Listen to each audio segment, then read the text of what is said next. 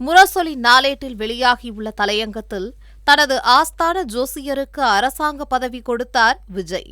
தனது புரமோஷன் அட்மினுக்கு அரசாங்க பதவி கொடுத்தார் விஜய். இதுவரையிலான தனது செலவுகளை பார்த்து கொண்ட ஒருவருக்கு அரசாங்க பதவி கொடுத்தார் விஜய். ஓடாத தனது படத்தை எடுத்த படத்தின் தயாரிப்பாளருக்கு அரசாங்க பதவி கொடுத்துள்ளார் விஜய். இனி அடுத்தடுத்து அவர் யாருக்கு எல்லாம் என்ன பதவியெல்லாம் கொடுப்பார் என்பதை கணிப்பது கஷ்டமான காரியமல்ல என்று தெரிவிக்கப்பட்டுள்ளது. தூய ஆட்சி என்று சொல்லிவிட்டு கோடிக்கணக்கான தமிழ்நாட்டு மக்கள் முகத்தில் துப்பி வருகிறார் விஜய்.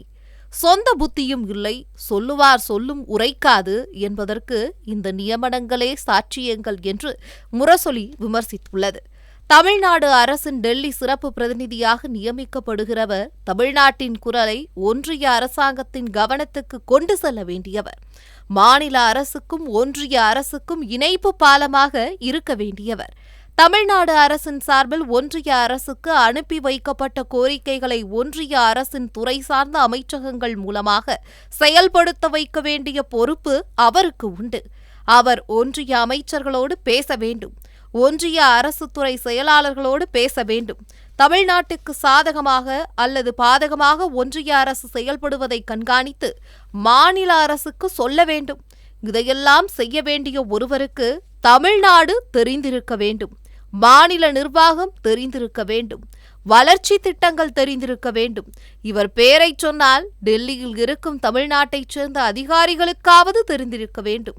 விஜய்க்கு மட்டுமே தெரிந்த, விஜயை வைத்து படமெடுத்த, மற்றபடி தமிழ்நாட்டின் திரைத்துறைக்கே கூட தொடர்பு இல்லாத கர்நாடகாவை மையமாக கொண்ட கே. வெங்கடநாராயணா என்பவரை தமிழ்நாடு அரசின் சிறப்பு பிரதிநிதியாக நியமித்திருக்கிறார் விஜய். கேட்டால் அவர் கர்நாடகம் அல்ல, ஆந்திரா என்கிறார் அமைச்சர் நிர்மல்குமார். சரி, தமிழ்நாட்டை சாராத ஒருவரைத்தான் தமிழ்நாட்டின் சிறப்பு பிரதிநிதியாக போட வேண்டுமா? ஜோசியர், நண்பர், அட்மின் வரிசையில் இவரையும் பக்கத்திலேயே சேர் போட்டு வைத்துக் கொள்ள வேண்டியதுதானே?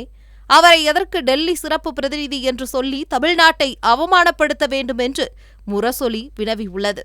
கே. வெங்கடநாராயணவுக்கு என்ன அனுபவம் இருக்கிறது என்ற நியாயமான கேள்வியை பலரும் கேட்கிறார்கள். நியாயமான கேள்விதான். நமக்கே எந்த அனுபவமும் இல்லை, டெல்லி சிறப்பு பிரதிநிதி மட்டும் அனுபவம் வாய்ந்தவரை நியமிக்க வேண்டுமா என்று முதலமைச்சர் விஜய் நினைத்திருக்கலாம். ஜோசியரை, தனக்கு செலவு செய்பவரை, தனது அட்மினை, தனது பட தயாரிப்பாளரை நியமித்ததற்காக இவர்களுக்கு என்ன தகுதி இருக்கிறது என்று நாம் ஆராய்ச்சி செய்வதற்கு முன்னால் இதில் முக்கியமாக கவனிக்க வேண்டியது விஜயின் துணிச்சலைத்தான். எவரையும் நான் நியமிப்பேன், கேள்வி கேட்க எவருக்கும் உரிமை இல்லை என்று நினைக்கிறார் விஜய் என்று முரசொலி சாடியுள்ளது.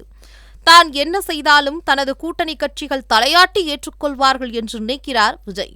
அவர்களுக்கு சொரணையோ கோபமோ வராமல் இருக்க மந்திரி பதவியை கொடுத்தாகிவிட்டது.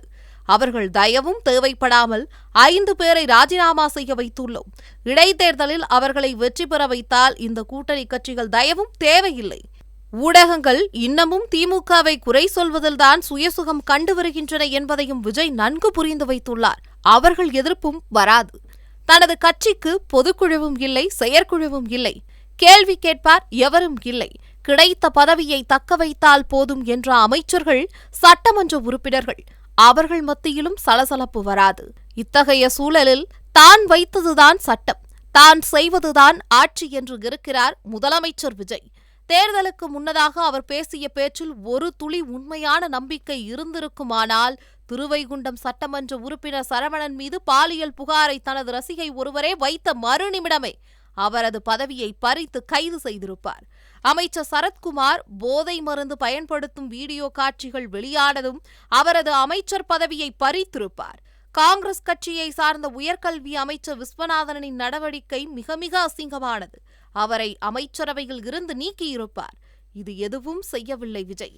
ஏனென்றால் இவர்கள் ஒவ்வொருவரும் அவருக்கு தேவை. இவர்கள் எண்ணிக்கையில்தான் அவரது பதவி நாற்காலியே இருக்கிறது. எனவேதான் பாலியல், போக்சோ, போதை குற்றச்சாட்டுகளுக்கு ஆளானவர்களால் முதலமைச்சர் நாற்காலியில் நீடித்துக் கொண்டிருக்கிறார் விஜய். முதலமைச்சர் விஜய் மீது செங்கல்பட்டு நீதிமன்றத்தில் மனைவி போட்ட வழக்கு, உயர்நீதிமன்றத்தில் வருமான வரி ஏய்ப்பு வழக்குகள், கரூரில் 41 பேர் மரணத்துக்கு காரணமானவர் என சிபிஐ வழக்கு. இப்படிப்பட்டவர் யார் மீது நடவடிக்கை எடுக்க முடியும்?